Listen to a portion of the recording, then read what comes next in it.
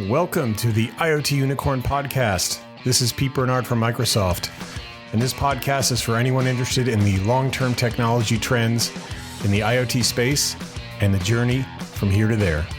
So let's get started.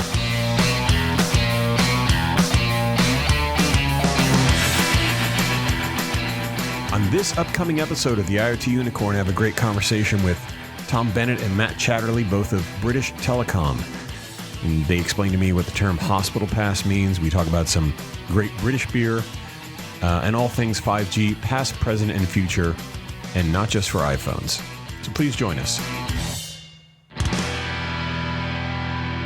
Thanks, Tom and Matt. This is actually an interesting milestone for us. This is the first time I've had two guests at once on the IoT Unicorn. And I think when I originally was thinking back about having you guys on the show, I've had lots of conversations with each of you individually and also some really good conversations together. And I thought, well, let's just kind of get everybody on the horn here and talk about some things around 5G and stuff like that. So I appreciate you guys both making the time all the way from the UK to pipe in here and join us on the Unicorn. So thank you very much. Thank you for the invite. Yeah, sure. So maybe before we get into lots of acronyms and telco stuff, well, maybe just give us a little bit of a backstory, maybe Tom and Matt, about sort of, we're talking about BT, British Telecom. So that's quite a storied institution. And, I know that you'd worked at EE before that and stuff. Maybe just give us a little bit of background about how did each of you get here to this point in time? How far back are we allowed to go? 25 years, maybe not. I joined this thing called 2G. There was a small company that started. Anyway, that was 25 years ago. Matt and I, and we started a little bit of history, I suppose, to EE. So EE is the largest and best mobile operator in the UK. And it was formed 10 years ago from the merger of what was then the third and fourth placed operators. So it was Orange and T-Mobile.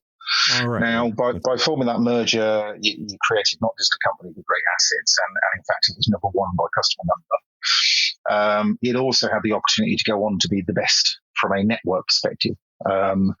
And we did that. In fact, Matt and I started to meet yourself, Pete, was 8 years ago when we launched 4G, and we were a year and a half ahead of the competition in the UK. That's right. And the rest is history from there. We launched 4G first in the UK, launched on the new brand, on EE, and the rollout was phenomenal from there. We hit top 10 cities, and then right now, I think our 4G coverage is just pushing 85%, 86% of the geography of the country, not just the people, the geography of the country. And that's kind of phenomenal 8 years after launch. Our launch anniversary is this first week of November, we launched. That's where we started. And then obviously BT, which has no mobile assets. BT originally was just the fixed operator. Looked at this new EE upstart with its phenomenal 4G network and said, we want some of that. And 4 years ago, Matt, 4 years ago, they bought us. We all moved into BT. And really, that was very much a both commercially strategic and technologically, kind of architecturally strategic decision. Cool. Because as you roll forward, I'm sure really it's about running forward with the best 4G and now 5G network, and it's a converged play. It's how you leverage both assets together for the fixed and mobile network. And that's kind of a very brief snapshot of where we started as third and fourth place operator, and now we work for the largest telco in the UK. And how long have you and Matt been working together? It's far too long. Yeah, way too long. I mean, we have counselling. It's a bit like a marriage. It's reached that middle period. Like an HR benefit. I was at the start of the JV. I was actually in Deutsche Telecom, working for DT International, and they wanted somebody to go into the JV in the clean team, where if it didn't work out, you get 6 months' pay not to work. And unfortunately, it did work out, so I've had a lot longer. So I think we started right at the very beginning, didn't we, Tom? When we figured out what the right approach would be to go to make devices work. work in this space. So yeah, we are right at the very start.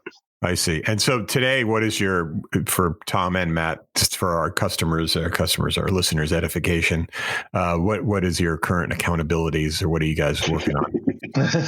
Or not working on? I don't know.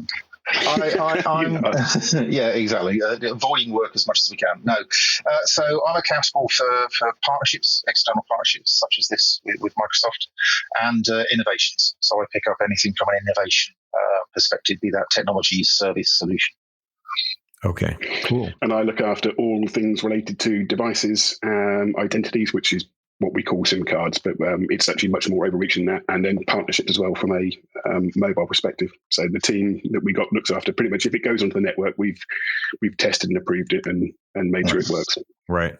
Cool. Yeah, actually, before we kind of got into the official podcast here, I was mentioning to Tom about, I remember going to the Great British Beer Festival with Tom a few years ago, which was a lot of fun. That was pretty cool. That was like, serious beer culture going on.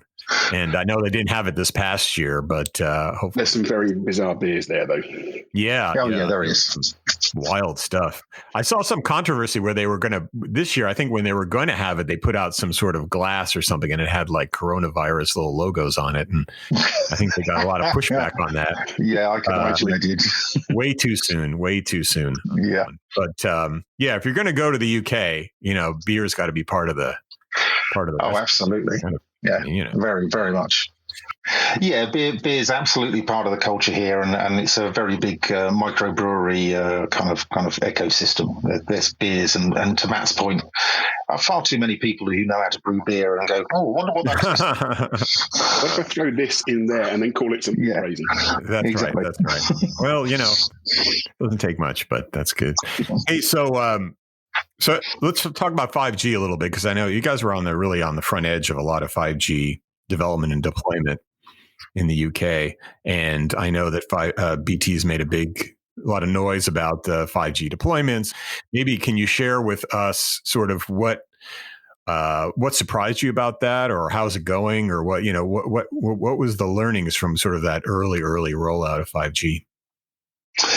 Shall I start with the network, Matt, and you can talk to the devices? Yeah, cool. Yeah. So I suppose when we launched 4G, I mean, we were in a unique position. We had quite a significant amount of what was then 2G spectrum, so 1800 megahertz. Okay. And that gave us a great opportunity because we could reuse the existing antennas. Basically, what we didn't need to do was organize a crane, a lift crew, and install brand new equipment up a tower or on a rooftop. So our 4G rollout was phenomenally fast. 5G, we didn't have that luxury. Let's be frank. 5G, even though last year what we launched was 5G new radio, so we haven't launched standalone yet. Although that is our kind of record. Last year was very much 5G non-standalone. But that still comes with significant logistical challenges because it's a new spectrum band. So it's 3.4, 3.5. And that requires brand new antennas. It requires new equipment in the base station, and it required upgrade to the transmission to the site, so the backhaul for 10 gig in most cases. So, logistically, a much slower rollout. You are talking about good old-fashioned concrete and steel rollout. And therefore, that was probably one of the key challenges for us, was the sheer volume of change physically on a per-site basis. Whereas previously, as I say, with 4G, relatively simple, not massively simple, but relatively simple. You weren't changing the antenna. Now we're installing brand new antennas. And then the complication that brings in terms of the integration and the assurance of the service, because now we're installing new software, new hardware, active antennas, active equipment at the base, and we've got to get the 4G and the 5G working together for the best service experience. And that's the point at which traditionally I will hand to Matt, because as a customer, what you care about is what's on the device. Yeah, and I think that's what we try to focus on as well, was it's all well and good what we do from a network point of view, but if the customer doesn't have a good experience on the device side, then it's irrelevant. And I think some of the things we were talking about earlier on were, I think 2G went from standards complete to devices launching in around 3 years. Yeah, it was. remember being involved in 3G when I was another operator. That was around 18 months, maybe a bit shorter, a bit longer, but that sort of time period. 4G, we were quite fortunate from a network point of view that it had been live in other countries beforehand. So there was quite a decent device base out there that we could use. 5G, we went from standards complete to launching in crazy amounts. I think it's around 3 months in total. Yeah, and even then we were shaving things off in the last minute about let's do another baseband update and make sure this works. So on the whole, though, the launch has gone fine. We've had from a device point of view, the customer experience has been really good. And I think what we're seeing with 5G, though, with the work some of our other partners are doing, the ramp down in terms of price of equipment is much faster than 4G. I mean, we were targeting super low prices of 4G phones in probably 2014, 2015. Right. We're already getting those from a 5G point of view now. So we really are going. I noticed that. I think Qualcomm has been just kind of working overtime, triple overtime to. We both work closely with them, yeah, exactly. Just crank. It's hard to keep track of all. It is. I get confused. They have their 5G summit. Their 5G summit's going on this week too. I think. It is. I assume you guys are registered for that. We actually have Jason Zander, who's our EVP, speaking at that. He's doing a walk on, so he'll say some cool stuff on that. But it's been I think the whole ecosystem has been on overdrive around 5G. And as you mentioned before, it's like there is a lot of complexity there. I mean, you mentioned you're at 3.5. There's different frequencies that people are rolling out at. It gets a little confusing. Like in the US, we've got people at millimeter wave, some telcos and some at like sub-6 and some and it's standalone or non-standalone, and depending on whether you have a Samsung or not, and blah, blah, blah. It's like super challenging. I mean, I think trying to make it simple for customers, consumers, and businesses, but there's so many different ways to slice and dice the network in terms of what's virtualized and what's on-prem and all these other things. I mean, it's going to be. I think the important thing is you focus on what the customer, what's the benefit to the customer. Exactly. Right. And it's our job to hide all that stuff from them. Yeah, exactly. Just work. Exactly. So. Yeah, I did get I have a Samsung Note 20 Ultra 5G. I don't know if I got the name right. It keeps going. It's a big long name. But whatever, it's the whole thing. Yeah, there you go. I got that one of those things. Is yours fold though? Oh no, he's the holding one. So you guys can't see the video here, but he's holding. Very nice, very nice. No, and that. So my understanding was that in T-Mobile in the US, that's running on standalone 5G. Wow. Yeah, that's excellent. Yeah, that's kind of cool. But and it's been great so far. It's a great phone. It's a nice upgrade. I had an S8 Plus before that, so. But you're right. It's on. But the other thing is, like, people think about 5G as, and a little bit of a pushback this week. Apple introduced new iPhones and they have 5G, and it's 5G is great. In phones, it's a faster connection. Who doesn't want a faster connection, right? Exactly.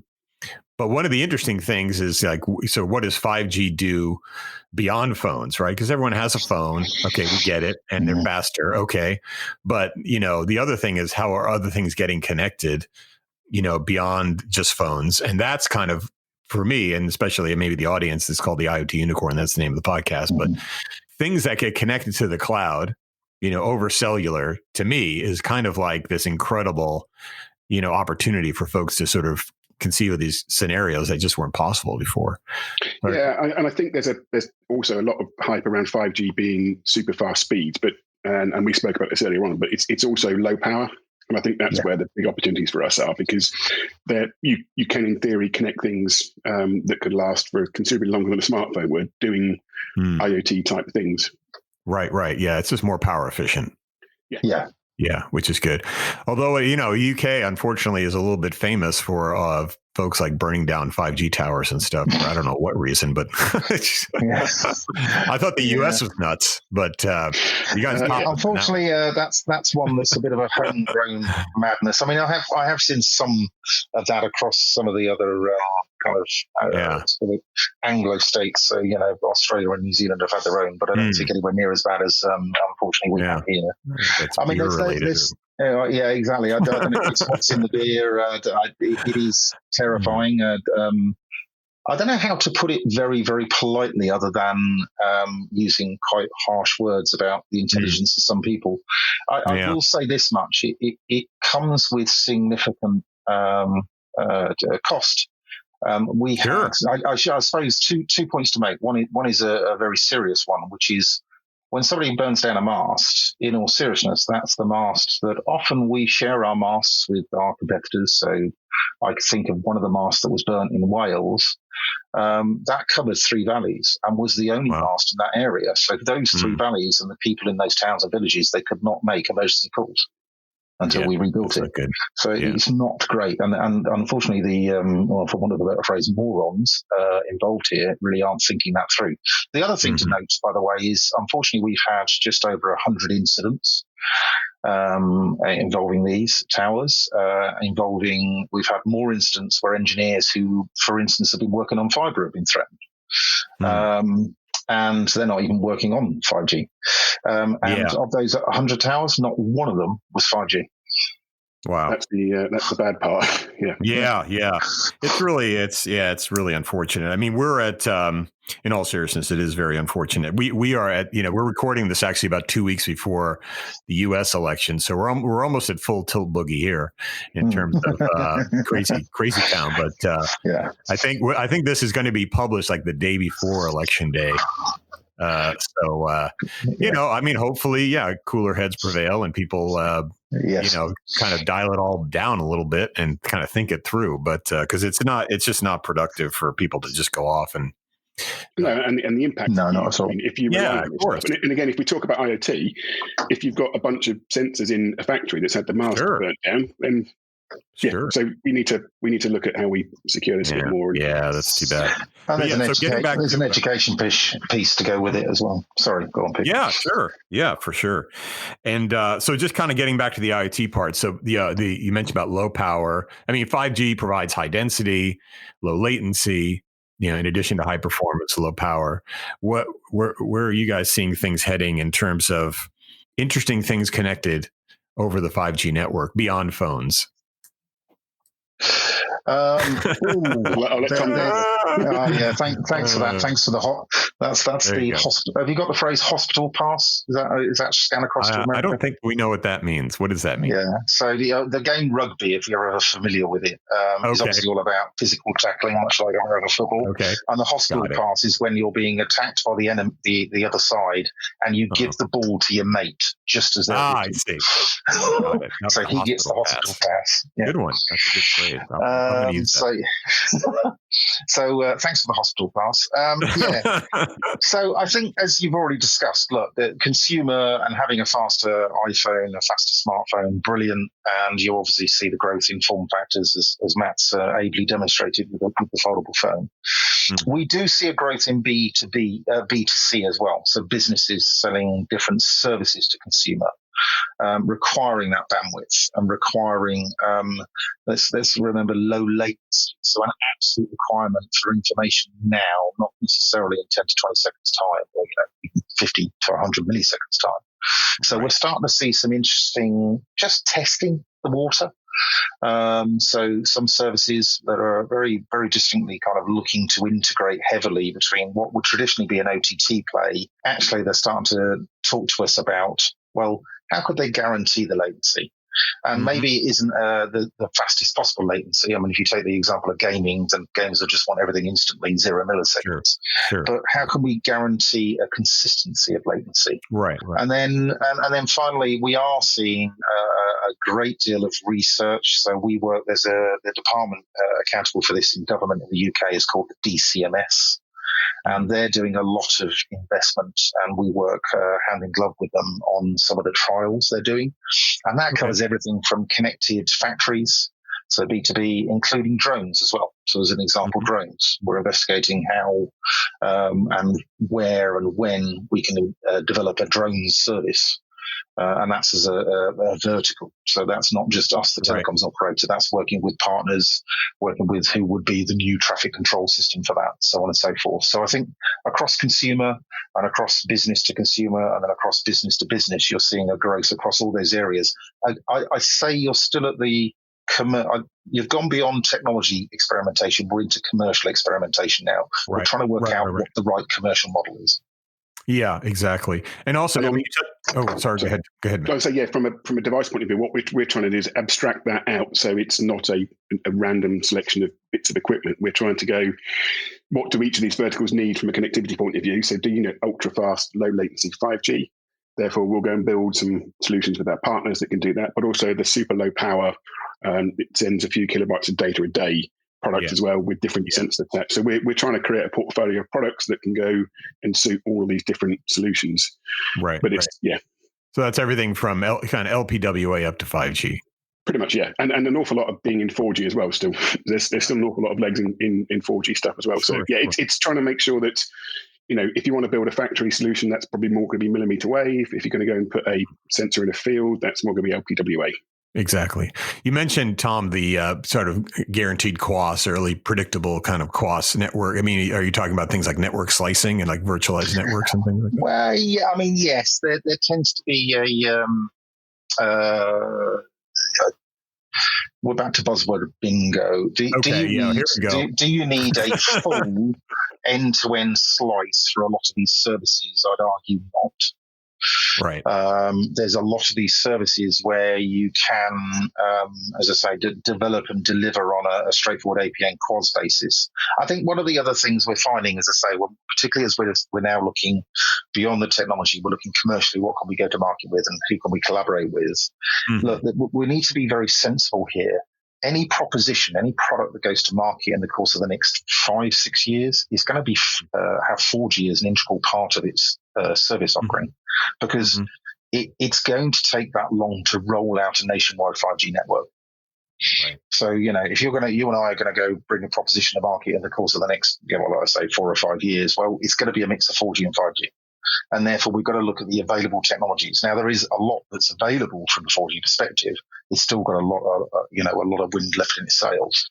Mm-hmm. So, yes, in a purist sense, to come back to your question, of course, network slicing. But I don't think you need that as a key enabler to still get to market in the course of the next few years. Right. You can use I agree. I think it's a sort of like longer term, like one of the interesting things we're seeing, obviously, Microsoft being kind of pretty software oriented, is how a lot of the network capabilities are becoming software, software focused and virtualized, right? And a lot of things that have been kind of bespoke in silicon or hardware are now becoming more software driven. And, those could be cloud powered or edge powered or somewhere in between, that's kind of giving people lots of different ways of thinking about deploying, services very quickly and being much more agile with the networks that they have developed. So that's kind of interesting. One of the things that we need to make sure we also look at this as well is how we secure it. The data that you get at the end of the chain is only as good as the data that you can prove was there, viable at the start. Right. So that's what we've been talking a lot about this from a software point of view, is what do you put on the end device? How do you make sure that the data that's generating is reliable, trusted, secure, so that by the time it gets back to whatever platform it's using, it can be trusted. And that's a lot of work that we've been talking about over the last year. And so I think we've done a lot of work with Azure Sphere and kind of hardware attestation, and how do you just kind of it's authenticating the data all the way through from beginning to end, so that you know what you're working with. But it sounds like there's no shortage of work to do. That's what I like to tell people in terms of this space.